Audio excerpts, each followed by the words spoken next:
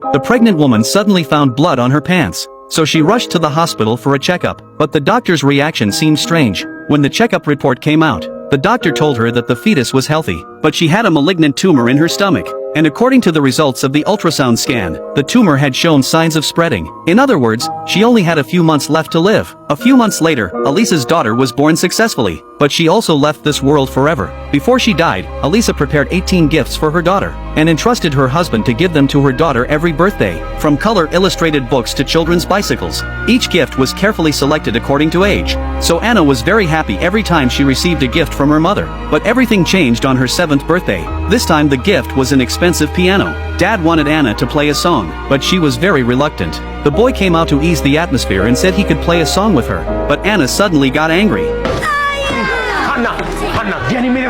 What Anna wanted was her mother, not those cold gifts. Watching his daughter grow up, her father knew he couldn't hide it anymore. The next day she brought her daughter to the cemetery. This was the first time Anna had close contact with her mother. She was shocked to find that her birthday and her mother's death anniversary were on the same day. From that day on, Anna hated birthdays to the extreme, and the 18-year-old Anna became more rebellious. On her 18th birthday, a grand coming-of-age ceremony and her mother's last gift were waiting for her, but Anna was extremely annoyed. She refused to celebrate this birthday. This was the first time her father got angry with her. He told Anna that her grandparents and everyone were waiting in the house. Do you want to spoil everyone's fun? Anna, of course, refused to obey. She ran away from home and wanted to stop a car to go to a bar, but no driver was willing to stop. Until dark, a man driving a sports car took the initiative to invite Anna to get in the car. The man wanted to get her drunk and take her home, but after a few words, the man was dumbfounded. It turned out that he and Anna's father were old friends. Then the man immediately asked to take her home, but Anna directly refused him. Because of his concern for her safety, the man quickly called Anna's father.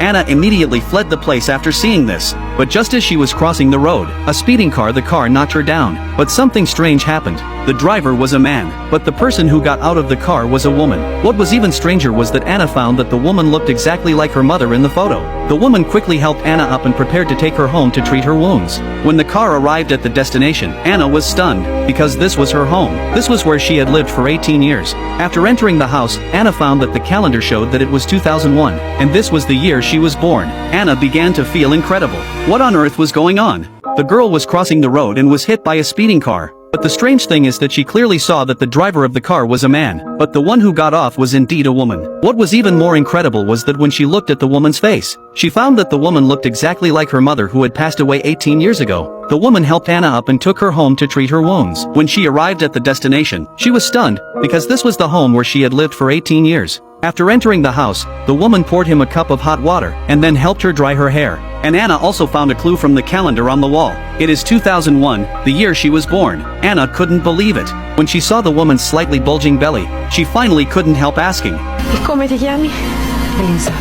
Anna's heart trembled when she heard this familiar name. The woman in front of her turned out to be her mother. Soon after, her father came back. Mom quickly hid a medical examination report in the drawer. Anna was surprised to find that her father was not only very handsome when he was young, but also very humorous. This was completely different from the silent and old-fashioned father she was familiar with. Anna tried her best to hide her excitement and found an excuse to go to the bathroom. She picked up the necklace her mother was wearing and buried her face in her mother's pajamas. The missing maternal love for many years seemed to be embodied at this moment. Anna secretly took out the medical examination report from the drawer. It showed that there was a malignant tumor next to the fetus. The doctor's advice was to abort the child. Otherwise, the removal surgery could not be performed. At this moment, Anna finally learned the truth about her mother's death. Before going to bed, Alyssa held back her tears and concealed her illness. Her husband was going to play a football game in another city tomorrow. She didn't want to distract him, but the husband wanted to withdraw from the competition on the grounds that his wife was pregnant. But Alyssa's attitude was very firm. In order to reassure her husband, she directly asked Anna if she was willing to accompany her for 2 days. And then of course Anna was more than happy to accept the offer. Alyssa worked at an employment agency.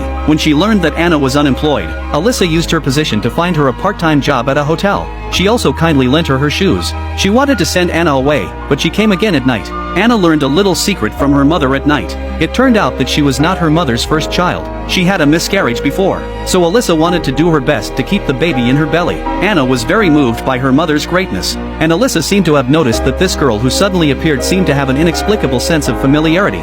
After the car accident, the girl unexpectedly saw her deceased mother. The home her mother brought her back to was also the home she had lived in for 18 years. Anna was surprised to find that it was still 2001. and that was the year she was born. It was only now that she knew the real reason for her mother's death. The mother's medical examination report showed that a malignant tumor had grown next to the fetus, but her mother chose to hide it from her father. As Anna came into contact with her mother, Alyssa seemed to have noticed that this girl who suddenly appeared seemed to have a sense of familiarity. So Alyssa invited Anna to help her choose 18 birthday gifts for her unborn daughter. She took a fancy to a piano. She thought that girls should learn this elegant instrument, but Anna said that the piano was terrible and the drum set was better. Then she went up and performed a piece.